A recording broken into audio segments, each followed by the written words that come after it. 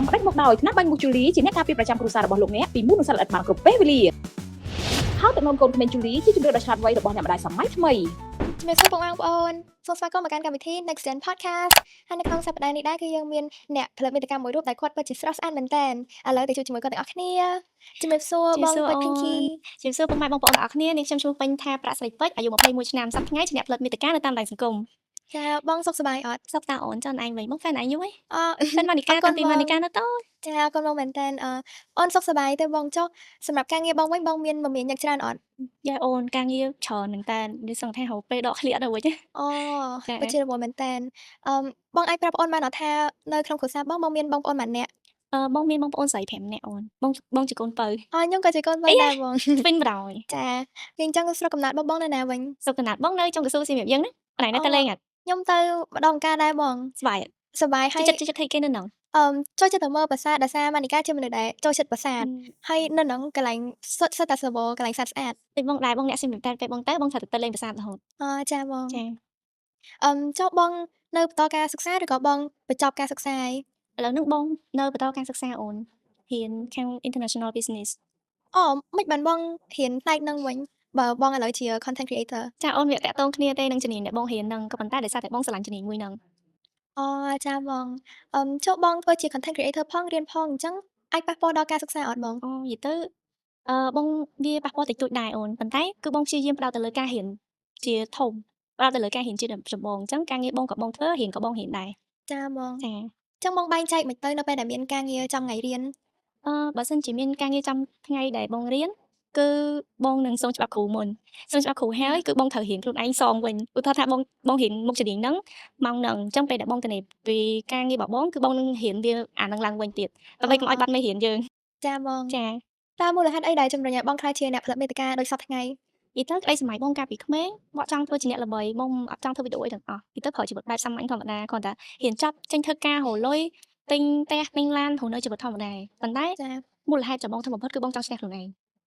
មិនចឹងបង ប៉ុន្តែនឹងមិនអត់ចម្លែកអត់មនុស្សបងអត់ចូលចិត្តកាមេរ៉ាអត់ចូលចិត្តថតខ្លួនឯងនិយាយទៅគឺអត់ចូលចិត្តថតហ្មងរបៀបថាយើងចូលចិត្តថតគេចូលចិត្តថតទេសភាពចូលចិត្តថតវីដេអូអីឲ្យគេតែបើថាកាមេរ៉ាហ្នឹងប្របាយមកបងគឺបងរត់គេចចាញ់ហីមកចូលចិត្តទេ សូមសរសើរបងមែនតើពីមនុស្សដែលអត់ចូលចិត្តកាមេរ៉ារហូតដល់អ្នកដែលផលិតមាតិកា ចាអូន មិនបានបងខ្លាចកាមេរ៉ាចឹង មូលហេតុដែលបងខ្លាចកាមេរ៉ាដោយសារតែទី1ពេលដែលបងមើលខ្លួនឯងនៅក្នុងកាមេរ៉ាទៅមានអារម្មណ៍ថាវាដូចអាមិននៅក្នុងខ្លួនវាដូចមិនមែនជាយើងមានអារម្មណ៍ថាវាចម្លែកប៊ីចេងយកហ្មង តែម៉ានីកាមកបងស្អាតតាទាំងនៅក្នុងកាមេរ៉ាទាំងនៅ in real life ញ៉ា YouTube អរគុណបង អរគុណអូន តើបងមានវិធីអីដើម្បីអាចយកឈ្នះខ្លួនឯងយកឈ្នះអាភាពខ្លាចកាមេរ៉ាហ្នឹងបាន ចាអូនសម្រាប់បងវិធីសាស្ត្រដែលបងប្រើទី1គឺបងតាមចេញពីខ្លួនឯងបងគាត់ថាបើសិនជាបងអត់ហ៊ានជៀនជើងពីកន្លែងហ្នឹងទេបងនឹងអាចអភិវឌ្ឍខ្លួនឯងបានរហូតដល់ឥឡូវនេះ បង ហើយបងមាន idol ផ្សេងៗដែលបងចូលចិត្តមើលវីដេអូរបស់ពួកគាត់ហើយមានអារម្មណ៍ថាអូយគេថតមើលទៅលយគេស្អាតចេញមកគឺ perfect ហ្មងចេញមកគឺលយចឹងធ្វើឲ្យយើងមានអារម្មណ៍ថាយើងចង់ធ្វើដូចគាត់ដែរយើងចង់បានដូចគាត់ដែរហើយមួយវិញទៀតគឺតាមចេញពីខ្លួនឯងដូចត្បូងចឹងយើងរៀងអៀនកាមេរ៉ាមែនអញ្ចឹងការដែលបងចាប់ដើមថតវីដេអូត្បូងហ្នឹងបងហ៊ាននិយាយនៅមុខកាមេរ៉ាអូនបងគ្រាន់តែថតធ្វើមុខស្មើស្មើមុខរបស់យើងជាចរិតធម្មជាតិហ្នឹងដាក់កាមេរ៉ាចោលហើយថតដាក់កាមេរ៉ាចោលហើយថតបើមិនអញ្ចឹងទេគឺបងសង្ឃថាយក sticker មកបាំងមុខយើងហ្មងអត់ចង់ឲ្យមានខ្លួនឯងនៅក្នុងវីដេអូទេហើយឥឡូវហ្នឹងវិញលទ្ធផលដែលបងរៀនមកបានអ្វីដែលបងអាច improve ខ្លួនឯងបានគឺបងហ៊ាននិយាយនៅក្នុងកាមេរ៉ាបងហ៊ានបញ្ចេញមុខខ្លួនឯងនៅក្នុងកាមេរ៉ាពេញទាំងដែលអត់មានភាពខ្មាស់អៀនទេ ចាអរគុណបងបបិសោតបងគឺពិតជាល្អមែនតើ ចា ម៉ានីកាចង់សួរបងមួយទៀតតើបងផលិតមាតិកាតាំងពីឆ្នាំណាដែរ មាតិកាដែលបងតាមតែចាប់ផ្ដើមរហូតដល់ឥឡូវគឺចុងឆ្នាំ2023ពីមុនមកគឺបងថតប៉ុន្តែគឺបង draft ចោលមកអត់ផុសទេបងថតសឹងថាពេញមក memory ទូរស័ព្ទហ្នឹងគឺបងថតចោលរហូតហើយបងកាត់តែមកអត់ផុស មិនចឹងបង ហ៊ានខ្លាចខ្លួនឯង ចុះវីដេអូមួយណាដែលធ្វើឲ្យពុកម៉ែបងប្អូនបានស្គាល់បង អូវិញនិយាយពីវីដេអូច្រើនណាស់អូនប៉ុន្តែបងមិនដឹងថាមួយណាទេព្រោះបងអត់មើលវីដេអូខ្លួនឯងហង មិនចឹងបង អត់ហ៊ានមើលវីដេអូខ្លួនឯងអត់ចូលចិត្តមើលវីដេអូខ្លួនឯងទេ បងស្អាតសឹងអីហ្នឹង អត់ទេនិយាយត្រង់អត់ហ៊ានមើលទេហ៊ានមើលតែខាតឲ្យ10លានទៀតក៏អត់មើលដែរ ចេះតែអីហ្មងបង ចម្លែកអត់ជឿអត់ អត់ជឿ ហើយចង់នឹងថាថៃអត់មកអត់មើល មិនចឹងបង ដោយសារតែទី1បងឃើញសំឡេងឮសំឡេងខ្លួនឯងឃើញវីដេអូខ្លួនឯងកាយវិការខ្លួនឯងនៅក្នុងវីដេអូជាមានអារម្មណ៍ថាវាចម្លែកវានៅអត់សំណុកក្នុងខ្លួនមានអារម្មណ៍ថាវាប្លែកហើយដល់ពេលមួយវិញទៀតបងធម្មតាវីដេអូយើងដែលយើងធ្វើចេញទៅគឺចង់ឲ្យវា perfect វាល្អប៉ុន្តែនៅពេលដែលយើងខ្លួនឯងផ្ទាល់ទៅមើលគឺយើងនឹងងាយចាប់ចំណុចតូចៗដែលជាកំហុសរបស់យើងហ្នឹងទាំងអ្នកដតីទាំង viewer របស់យើងមើលទៅគឺគាត់ធម្មតាប៉ុន្តែដល់ពេលយើងទៅមើលវាម្ដងទៀតទៅបានដឹងថា វាខុសពីការរំពឹងទុកនៅអ្វីដែលយើងចង់បានហើយបើសិនជាមានណាគេម្នាក់ដែលនៅចិត្តបងគាត់បើកវីដេអូបងមើលបងសុំគាត់អូនជួយថយសលេងក៏បងជួយថយសលេងតិចបើមិនចឹងទេបើអ្នកស្គាល់គ្នាគឺបងដើរចេញគាត់មើលទេខ្ញុំចិត្តដើរចេញដែរហើយចំណុចអ្វីដែលសំខាន់មួយទៀតគឺបងខ្លាចគេវាតម្លៃខ្លាចពាក្យសម្ដីនៅពេលដែលគេនិយាយថាអូរូបរាងចង់សោះសំលេងអីចង់វីដេអូធ្វើអីចង់ភ្លាវតែដែលការពិតយើងខំធ្វើអស់វាអស់ពីលទ្ធភាពហើយចាបង យើងខំធ្វើវីដេអូនឹងអស់លទ្ធភាពហើយប៉ុន្តែគេបែរជានិយាយអញ្ចឹងធ្វើឲ្យយើងអ្នកស្ដាប់ខ្លួនឯងអ្នកម្ចាស់វីដេអូនឹងមានអារម្មណ៍ថាយើងបាក់ទឹកចិត្តអញ្ចឹងបងសុខចិត្តអត់ស្ដាប់បងសុខចិត្តមើលវិញឲ្យគេមើលមិនមើលទៅធ្វើមិនទៅកុំឲ្យបងនឹងដឹងបងលឺពីសម្ដីរបស់ហ្នឹង ចាតែសម្រាប់ម៉ានីកាវិញគឺម៉ានីកាចង់ឲ្យបងគិតពីពាក្យសម្ដីរបស់គេដោយសារតែម៉ានីកាមើលទៅបងតស៊ូមែនតើទាំងស្អាតទាំងបកែទៀត អូនឯងភាសាបងរហូតនេះ បើមែនបងខ្ញុំមកចេះបញ្ចូលតែដោយសារអត់សូវចេះនិយាយ អូខេអញ្ចឹងជឿចុះពីសម្ដីធម្មតាពីសម្ដីក្មេងៗច្រើនតែជាការពិត ចាបងអញ្ចឹងបើបងជឿម៉ានីកាវិញម៉ានីកាសង្ឃឹមថាបងនឹងចាប់ផ្ដើមមើលវីដេអូខ្លួនឯងដោយសារតែបងត្រូវតែជឿជាក់លើខ្លួនឯងម៉ានីកាមើលទៅគឺបងធ្វើបានល្អហើយ ចាអូនឥឡូវហ្នឹងបងព្យាយាមមើលខ្លួនឯងតិចតិចទេគាត់ថាដូចមើលពេលដែលអត់មានមនុស្សពេលដែលស្ងាត់ចឹងយើងចេះអូមើលវីដេអូខ្លួនឯងតិចតិច ចាបង តែបើកសលេងតិចតិចបំផុត តែបងនឹងព្យាយាមធ្វើវាបានល្អបងនឹងព្យាយាមឲ្យមានភាពជឿជាក់លើខ្លួនឯងជាងនឹងទៀត តើបងនឹងបន្តការផលិតមាតិកានឹងរហូតឬក៏បងគិតថាថ្ងៃណាមួយបងចង់ឈប់ សម្រាប់បងផ្ទាល់ការផលិតវីដេអូនេះគឺជាចំណង់ចំណូលចិត្តជាអ្វីមួយដែលបងស្រឡាញ់ឥឡូវហ្នឹងហើ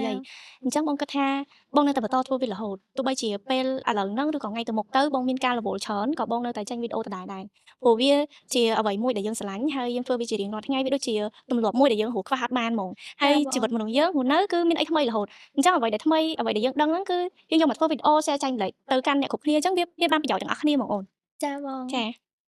ចូលមាតិការបស់បងភាគច្រើនគឺផ្ដោតទៅលើអីដែរ សម្រាប់កំណត់បងភាគច្រើនអត់ផ្ដោតទៅលើអីមួយសំខាន់ទេអូនអ្វីដែលសំខាន់គឺបងចង់ឲ្យអ្នកមើលបងគាត់ទទួលបានអារម្មណ៍មួយសប្បាយចិត្តមិនថាជាវីដេអូអីក៏ដោយដែរបងនឹកឃើញគឺបងធ្វើភ្លាមៗឲ្យតែវីដេអូហ្នឹងល្អវីដេអូហ្នឹងបែបកំ pl ែងរីករាយសូពីអ្វីដែលយើងសប្បាយទៅកាន់អ្នកមើលព្រោះបងអត់ចង់ឲ្យអ្នកមើលបងគាត់មានអារម្មណ៍ថាគាត់ធ្វើការងារហត់ពេញមួយថ្ងៃគាត់រៀនពេញមួយល្ងាចហើយដល់ពេលអស់ឃើញវីដេអូចាយហ្នឹងថាក់សិចលើដើមអត់ទេអត់ជិះចឹងជិះចិត្តថាធ្វើមិនឲ្យបានតែសប្បាយទាំងអស់គ្នាឲ្យគាត់បានកំសាន្តលេងទាំងអស់គ្នាអញ្ចឹងភាគច្រើនបងចែកម្លែកពីការដើរលេងព្រោះយើងជើងវែងយើងជិះចិត្តទៅនេះទៅនោះអត់ដែរជិះនៅផ្ទះទេបងអើយមួយថ្ងៃគឺទៅរហូតទៅណាក៏ទៅដែរឲ្យតែបានទៅឲ្យតែបានទៅទៅណាក៏ទៅដែរឲ្យបានទៅក្រៅនិយាយចឹងដល់ពេលចឹងទៅយើងចែកម្លែកពីបទពិសោធន៍នៃការធ្វើដំណើររបស់យើងការដើរលេងនិយាយពីការថែរក្សាសម្រស់អីផ្សេងៗព្រោះបងពីមុនមកមិនមែនបានប៉ុណ្្នឹងទេអូនខិចណាស់អត់ស្អាតទេអញ្ចឹងយើងធ្លាប់ត្រូវគេបូលីអញ្ចឹងយើងដឹងថាយើង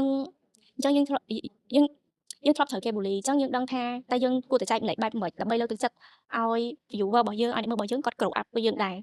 ចាបង content បងពិតជាល្អមែនតើចុះនៅពេលដែលបងចូលធ្វើអ្នកផលិតមាតិកាដំបូងតើគ្រួសារបងមានហាមឃាត់អីអត់ សម្រាប់គ្រួសារបងគាត់ហាមឃាត់អីទាំងអស់គឺគាត់ support គាត់គ្រប់គ្រងយើងនៅអីដែលយើងធ្វើទាំងអស់និយាយទៅគឺគាត់អត់ដែរហាមយើងឲ្យតែអាហ្នឹងគឺជាអ្វីមួយដែលអត់ប៉ះពាល់ដល់សង្គម ចា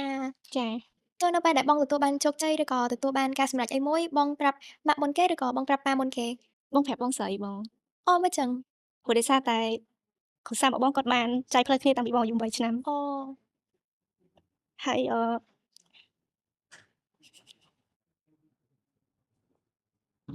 យបងត្រូវមកនៅមួយបងស្រីបង អញ្ចឹងសប្តាហ៍ថ្ងៃហ្នឹងគឺបងនៅតែជាមួយបងស្រីរបស់បងឯង ចាអូនដោយសារតែការឆ្នាំនោះពេលពួកគាត់លេងគ្នាទៅគាត់នៅផ្សេងគ្នាអញ្ចឹងបងត្រូវនៅមួយបងស្រីកាលនោះបងស្រីទី2គាត់យកបងទៅនៅហើយជីវភាពគ្រួសារក៏ធូរធារដែរគាត់ធ្វើជាងកាត់ដេរអញ្ចឹងទទួលស្គាល់ថាមុខរបរមួយហ្នឹងវារៀងបានលុយច្រើនបន្តិចដែរប៉ុន្តែដោយសារតែជីវភាពយើងខ្វះខាតអញ្ចឹងក៏ធ្វើមួយថ្ងៃជាមួយថ្ងៃចេះតែហូរលុយអីឲ្យតែគ្រប់មកបាយមួយពេលហើយគាត់នៅមានបន្ទុកយើងទៀតតែនៅកាលហ្នឹងគាត់ក៏នៅក្មេងខ្ចីហើយយើងក៏នៅទូចទៀតអាយុ8ឆ្នាំបើជីវិតពេលហ្នឹងវិញមានអារម្មណ៍ថាដូចសិនទៅឡាធ្លាក់ខ្លួនចឹងជីវភាពគ្រួសារយើងក៏ខ្សត់អញ្ចឹងបងស្រីបងគាត់ក៏រកស្រូវបានដែរកាលហ្នឹងនៅក្មេងៗដូចគ្នាគាត់ក៏តាមតា19 20ជាងអីហ្នឹងតាំងអាយុប៉ុនបងហ្នឹងប៉ុន្តែគាត់ត្រូវមានបន្ទុកជួយប្អូនម្នាក់ទៀតអីហើយបើពេលហ្នឹងអត់សូវរកលុយអីបានច្រើនដល់ឥឡូវឯអូនអញ្ចឹងចំណូលដែលរកបានគឺរកតែមកគ្រប់បាយមួយពេលហើយបងឃើញគាត់អត់អញ្ចឹងបងក៏ហ៊ានសុំលុយគាត់ចាយដែរតាំងតែពេលខ្លះបងអត់ចាំទេតែគាត់តែនិយាយប្រាប់បងថាបងហ៊ានយកលុយសំបីតែទៅទិញទឹកលុបបងនិយាយប្រាប់គាត់ថាខ្ញុំឃើញតែឯងហត់តែអត់សូវមានលុយអញ្ចឹងខ្ញុំអត់យកលុយនោះទៅទិញទេនិយាយទៅថាបើសិនជាឲ្យអត់ហ្មងគឺអត់ទេអូនគាត់ថាយកអត់សូវមានលុយសម្បូរចាយហើយ ចាបង ពីពេលហ្នឹងហើយតុក្កតារបស់ដែលបងស្រឡាញ់ដែលបងធ្លាប់លេងក៏បងលេងមានបានដូចមុនដែរអញ្ចឹង ពេលដែលបងទិញគឺបងត្រូវសំលុយពីលុយរៀនហ្នឹងយកទៅទិញហើយទិញមុននឹងទិញគឺបងសម្រាប់ចិត្តខ្លាំងមែនតើណាបងគួរទិញវាអត់ហើយបើសិនជាបងលេងហើយបងត្រូវតែថែវាឲ្យល្អបើមិនចឹងទេគឺអត់ត្រូវអស់លុយគាត់ទៀតហើយពេលបុណ្យទានអីបងចង់ទៅដើរលេងយកមានអីជីហេអញ្ចឹងកង់មួយក៏ជាអត់គ្រាន់គ្នាអញ្ចឹងខ្ញុំនាំគ្នាដើរទៅណាក៏ទៅដើរតែបានដើរលេងទៅជាចិត្តដើរលេងទាំងតូច ចា ផុតពីហ្នឹងហើយបងមកនៅមួយបងស្រីបងទី1វិញទៀតបងស្រីបងទី1ដោយសារតែកាលហ្នឹងគាត់សរសៃខ្ចីអញ្ចឹងយើងនៅអាយុថ្នាក់ទី5ទី6អាយុ10ឆ្នាំ11ឆ្នាំអីហ្នឹងបងត្រូវជួយមើលក្មួយបងដែលមានអាយុប្អូនបង3ទៅ4ឆ្នាំ2នាក់ហើយនឹងម្នាក់ទៀតគាត់ទៅកើតអញ្ចឹងប្តីរបស់គាត់ចេញទៅរកលុយនៅក្រៅហើយគាត់សរសៃខ្ចីទៀតអញ្ចឹងយើងជាប្អូនអត់មានអីទេអូនទៅជួយមើលថែគាត់នៅពេលដែលគាត់សរសៃខ្ចីពេលហ្នឹងបងចាប់ផ្ដើមដាំបាយធ្វើម្ហូបជួយបោកកៅអៅធ្វើការងារផ្ទះអីតិចតួចដែលយើងជួយសម្រាប់បន្ទប់គាត់បានចុះ ចា នៅមកផ្ទះហ្នឹងមានយើងអាយុរៀងធំជាងគេធំជាងក្មួយហើយក្មួយអត់ទាន់ចេះធ្វើអីទេអញ្ចឹងមានតែយើងនៅជួយមើលគាត់មើលការខុសត្រូវគាត់ហើយសម្រាប់ដែលផ្ទះបងកាលហ្នឹងវាអត់នេះអូននិយាយទៅគឺពិបាកវេទនាហ្មងពេលដែលភ្លៀងម្ដងវាលិចបើមិនអញ្ចឹងគឺខែទឹកឡើងវាឡើងរហូតដល់ជង្គង់ធំអីបងអញ្ចឹងបងត្រូវតែគេងនៅលើខែហ្នឹងទាំងផ្ទះទឹកលិចហើយសម្រាប់ដែរពេលដែលបងចាំអត់ផ្លិចគឺពេលហ្នឹងអត់មានលុយអូនអត់មានលុយ មកនៅផ្ទះហ្នឹងអត់មានសល់លុយអីបន្តិចអញ្ចឹងមានតែអង្គប្រហែលជា1កំប៉ុងហើយម្ហូបអត់មានទេអូនអត់មានម្ហូបអញ្ចឹងក៏ទៅស្ទូចត្រីនៅមុខផ្ទះបានកូនត្រីទុក3 4ហើយយើងកាត់ក្តារមកស្លញ៉ាំមកពេលហ្នឹងជុំគ្នាទាំងអស់ហ្នឹងទៅ ចា ពេលហ្នឹងជាពេលដែលពិបាកហើយតែបងមានអារម្មណ៍ថាម្ហូបថ្ងៃហ្នឹងគឺឆ្ងាញ់មែនតើញ៉ាំទាំងអស់លីងម្ហូបថ្ងៃហ្នឹងគឺឆ្ងាញ់ហើយបើនិយាយពីលុយទៅរៀនបងយកលុយតែគ្រប់មកថ្លៃផ្ញើកង់ឯងបើសិនជាថ្ងៃតែបងយកបានលើបងយកបានថែម200ទៅ300ថែមពីលើទៀតប៉ុន្តែបងសំណាងផងថាមានអង្គការមួយដែលគាត់ជួយគាត់ពងបងរៀនពីអនុវិទ្យាល័យរហូតដល់វិទ្យាល័យអញ្ចឹងបងអត់ចំណាយទៅលើលុយរៀនលុយបងគួរសំណាងអីទេភាគច្រើនគូដែលគាត់ស្គាល់យើងគាត់ដឹងថាយើងពិបាកយើងអត់អញ្ចឹងពេលខ្លះគាត់ឃើញយើងអញ្ចឹងគាត់ឲ្យជាសភៅមកយើងឬគាត់បរៀនគួរយើងហ្វ្រីអត់យកលុយទេហើយពេលមួយដែលបងចាប់ផ្ដើមចូលវិទ្យាល័យពេលហ្នឹងគឺបងស្រីបងចាប់ផ្ដើមចេញរកលុយម្ដងហើយព្រោះអូនហ្នឹងវារៀងធំហើយ ចា អញ្ចឹងការងារបងត្រូវមើលជួយមើលអាទូចហ្នឹងទៀតអញ្ចឹងបងទៅរៀនបណ្ដាបងដប់ក្មួយបងហ្នឹងទៅរៀនជាមួយបណ្ដាគ្រប់ពេលគ្រប់វេលាគឺបងទៅមួយគ្នាមើលគ្នាទៅវិញទៅមកអីចឹងទៅដោយសារតែបងស្រីបងគាត់ចេញទៅរកលុយហើយពេលដែលបងស្រីបងគាត់រកលុយហ្នឹងមុខរបរដែលគាត់ចាប់ផ្ដើមគឺគាត់លក់ចេកអាំងនៅម្ដុំតាមនេះម្ដុំចុងកស៊ូហ្នឹងគឺពីច្រើនគេស្គាល់បងស្រីបងឯងពេលដែលលក់ចាប់ផ្ដើមលក់ដំបូង ពេលហ្នឹងនៅផ្ទះអត់មានម៉ូតូអត់មានអីទាំងអស់គឺមានតែកង់ឯងអញ្ចឹងត្រូវជិះកង់ពីផ្ទះហ្នឹងទៅផ្សារសាមគ្គីដើម្បីយកចេកហ្នឹងយកមកនៅផ្ទះហើយធ្វើលក់ពេលដែលធ្វើលក់ហ្នឹងយប់ឡើងបងត្នេអញ្ចឹងជួនកាលក៏រៀនបដាជួយបកចេកបដាឬក៏ពេលខ្លះអត់បានរៀនទេអត់មានមេរៀនអញ្ចឹងបងបកចេកយកមកប៉ុន្តែពេលដែលបកហ្នឹងវាមានជ័រចេកហ្នឹងនៅជាប់ដៃពេលនៅជ័រចេកនៅជាប់ដៃដឹងទៅរៀនផឹកឡើងឬក៏ថ្ងៃឡើងអីចឹងគេសួរយើងរហូតអ្នកខ្លះគេអត់យល់យើងថាវាអីមិនអញ្ចឹងគេរបៀបថាអត់សូវចូលចិត្តយើងគេបូលីយើងដោយសារតែយើងក្រក់ អូពិបាកមែនទែនហ្មង ចាអូនហើយនៅពេលដែលអាតេះហ្នឹងអត់មានដាក់អាតេះដែលយើងលក់ហ្នឹងគឺរុញដៃអូនអត់មានម៉ូតូមានអីទេអញ្ចឹងយើងត្រូវរុញពីផ្ទះទៅផ្សាររុញពីផ្សារទៅបេនឡានហើយពីបេនឡានមកផ្ទះវិញនិយាយឡើងគឺបងជិះកង់ទៅយកគាត់ហើយបងក្មួយម្នាក់ហ្នឹងនៅគ្នាជួយរុញអាតេះហ្នឹងហើយបើមិនអញ្ចឹងគឺដើរទៅជួយរុញទាំងអស់គ្នាព្រោះផ្ទះយើងវាផ្លូវចូលវាពិបាកវាទឹកលិចផងជួនកាលទៅវាកលិចច្រើនមកមកដល់វាឥឡូវហ្នឹងគឺបងស្រីរបស់បងហ្នឹងគាត់ខំប្រឹងច្រើនខ្លាំងមែនតើទៅក្នុងការរកលុយធ្វើអីក៏គាត់ធ្វើមិនក៏គាត់ធ្វើដែរដើម្បីឲ្យតែបានលុយយកមកផ្គត់ផ្គង់ជីវភាពគ្រួសារហើយដូចឃើញឥឡូវហ្នឹងអញ្ចឹងថាបងមានជីវភាពរៀងគាត់បើជាងមុនអញ្ចឹងមានគេច្រើនណាគេនិយាយថាអូអត់ជឿថាហើយធ្លាប់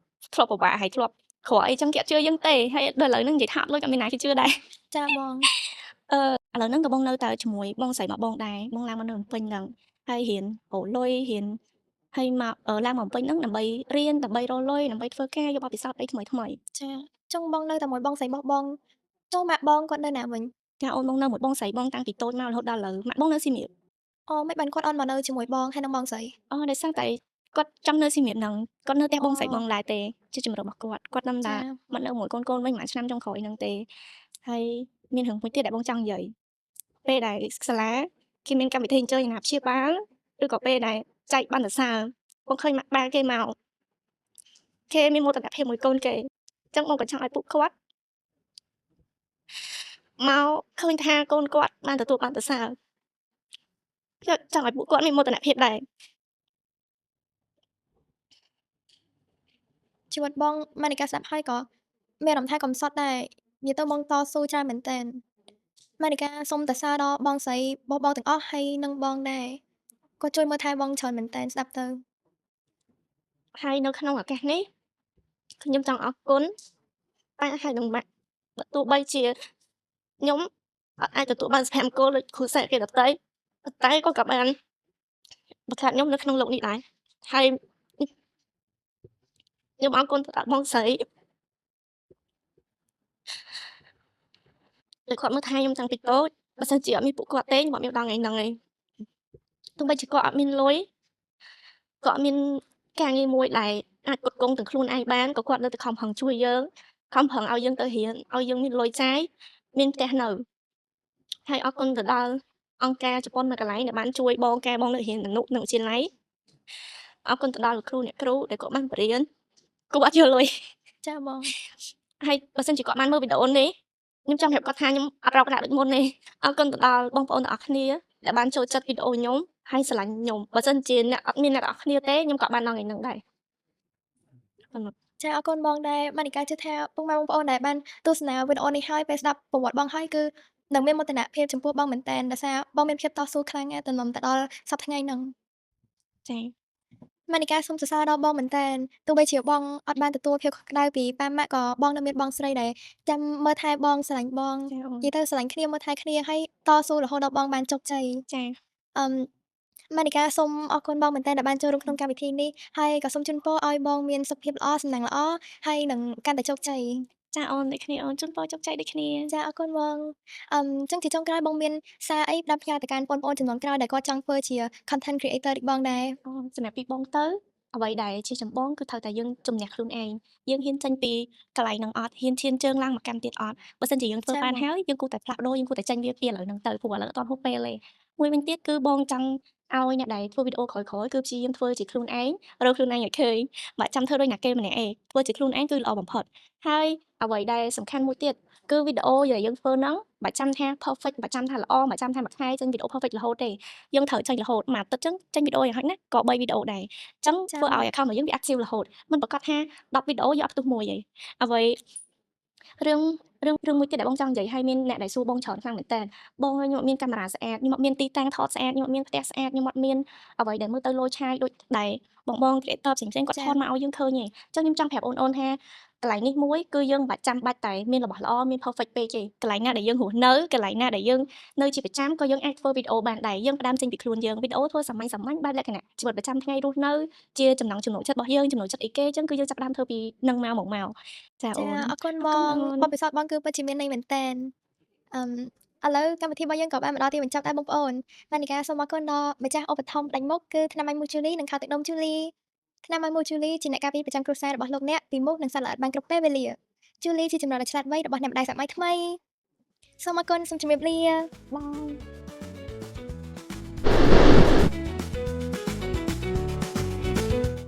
ខំផ្ដាច់មកដោយថ្នាំបាញ់មូជូលីជាអ្នកការពារប្រចាំគ្រួសាររបស់លោកអ្នកពីមូសនិងសត្វល្អិតបានគ្រប់ពេលវេលា